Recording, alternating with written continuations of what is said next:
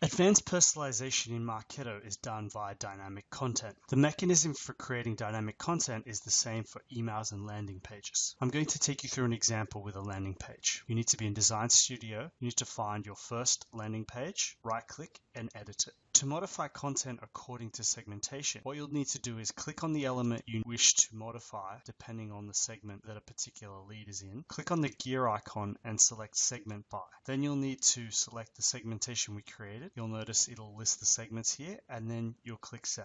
So you can't see any apparent changes here, but what you'll notice on the right down here is this segmentation has been added. Now, if I wish to change this particular piece of content depending on the segmentation I want, I just edit it as usual. However, if I want to modify that piece of content according to which segment I'm in, what I'll need to do is come down here. You'll notice that every time I flip through a segment, this piece is highlighted. So this is the headline. So we now have two parts of content. We have the static content that we had before, and now we have this dynamic content that's been added. You need to click here to actually access the content different. So let's say for primary industry, we're going to modify the headline to say no more cow hair ever, and we'll click Save.